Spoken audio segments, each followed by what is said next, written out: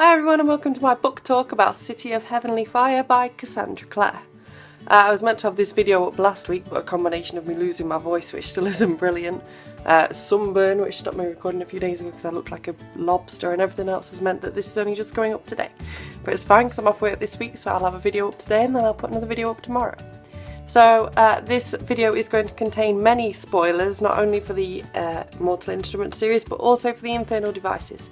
So if you've not read both of those series, please go away. Don't spoil these books for yourself because they are amazing.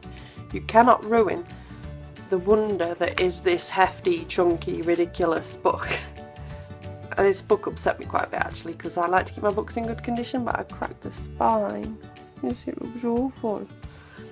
So yeah, this book's really hefty, and I've got to say that unlike some books when I read them that are really huge, I feel like every page in here deserved to be in here. There wasn't anything there that I thought, you're waffling on, just get on with it. I gave this book 5 stars in the end. I'm not sure I enjoyed it quite as much as Clockwork Princess, which is the sad thing. That one's a 5.55 for me. This one's probably more like 4.75, but I'm splitting hairs a little bit there. It's a very good book. I think I've noticed from other people's reviews of this book though is that a lot of people seem to cry during it. I'm not really sure how or why, what they could have cried at. Well, I mean, I understand that there's deaths in this book, but I don't think any of them broke my heart to the point where I needed to cry. One, I nearly lost it, but only nearly, and that was Jordan. I couldn't believe it when Sebastian killed Jordan. I was like, I was literally sat there just like for about 5 minutes, like at the book, like I'll demonstrate. I was like, to the point where my boyfriend was like, what on earth are you doing? I was like, they just killed someone off and I didn't see it coming at all. Jordan had become one of my favourites. I'm not really sure how or when that started, but I genuinely felt quite upset at the loss of Jordan. I'm going to have to put this book down, I think. I'll put a nice image there instead. I can't even think what other deaths there were. Obviously there was the obvious of Sebastian.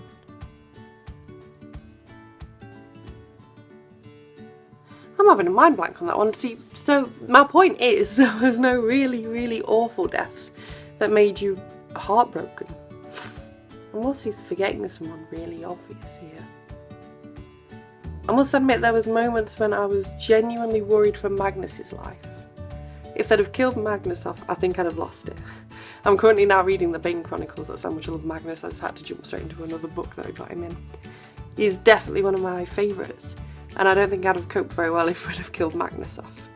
I love Magnus. Of course there was Emma's parents, they got killed off, but we didn't ever really get time to get attached to them, as it were.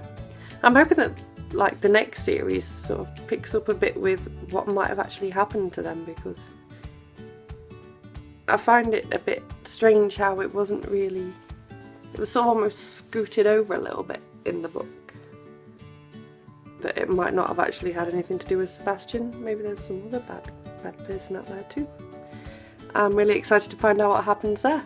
I really loved how this book actually managed to tie together the 2 series quite well. So we've got a lot of obviously the Mortal Instruments getting tied up, but then we've also got aspects of the Infernal devices sneaked in there, and I really enjoyed that. Where it's mentioned that Sebastian tries to break into the London Institute and sort of change more of the people over there to his dark side, and how they failed because of some sort of like ghost who protects the Institute. And the only thing I can think of is that must be Jessamine. It must be. I can't think of anyone else it would be. Leave a comment down below if you think of anyone else. But it must be Jessie. And I loved little tie-ins like that where you could sort of feel like, oh, that'll be Jessie because Will saw her outside of there, sort of guarding it because she didn't know what else to do. She couldn't pass over, as it were. She was a ghost. And I just thought that was really cute how we could have links like that. Obviously there's been all the subtle links throughout the series, but like to have something a bit more in your face like that I really enjoyed. Then obviously you've got all the Will and Tessa and Jem links in there with Brother Zachariah. I love Jem, but I've got to say that I'm always going to be a Will girl. A Will girl through and through, and if there was a way that we could somehow bring Will back, I'd be on that. With that said, obviously I think that Jem's a nice guy. I enjoy his character, and I've got to say, I thought that it was quite shocking how they explained what happens to the Silent Brothers, and how actually they don't die, but they sort of become entombed forever. They're sort of just stuck there like the living dead.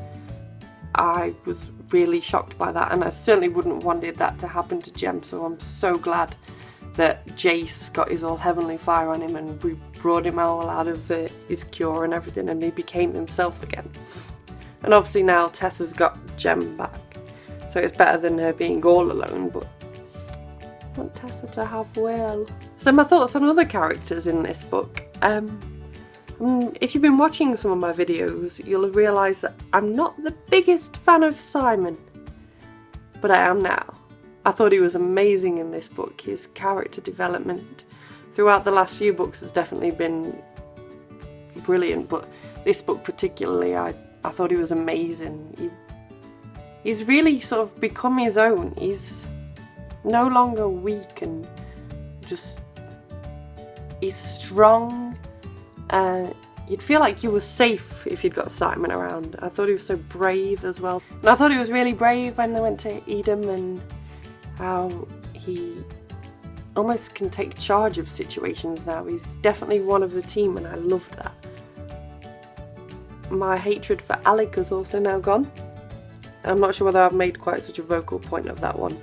He's been one that I've been a bit like, ooh, he's alright, then I'm like, oh, he gets on my nerves. Currently, I'm definitely an Alec lover. I think he grew a lot through the temporary split with Magnus. I thought it made him a lot stronger a character. It taught him how to be strong on his own and not just depend upon being in a relationship. I thought he was fantastic. Another person who I'm still loving as well is Isabel. I think that I've loved Isabel from possibly the second or third book. I think she's fab. She's just got so much character and so much oomph, and you can so see so much of Will's sister in her, Cecily. Like, it's obvious they're related. She's just got such oomph, and I love it. She's fantastic. So speaking of family links there, and relations and whatnot, I loved as well in this book how you were able to connect the families through both the morsel instruments and the infernal devices. I thought that was great. I would have liked an actual physical family tree to look at. I think it would have been nice to have a family tree to refer back to, but I suppose that's not a biggie. I suppose the question now is, where will it all go from here? I'd originally been ploughing through all these books in the hope to be all caught up for ready for when the Dark Artifices comes out, but obviously that's been pushed back to next year now. So what do I do with myself till then? I don't know. But I suppose it gives us lots of speculation time. If you've got any speculations about what's going to happen, please leave them in the comments down below. I'd love to see your theories. Thank you so much for watching. I'll be back tomorrow with, what am I going to do tomorrow? Probably a tag video. I've got quite a few tag videos I'm interested in doing, so I'll probably pick one of those out, whichever one I feel like I can sort of do the best of my abilities, I suppose. So yeah, I'll be back tomorrow with a tag video of some sort. Thank you so much for watching. If you like this video, please give it a thumbs up, subscribe if you haven't done already, and I'll see you tomorrow. Bye bye.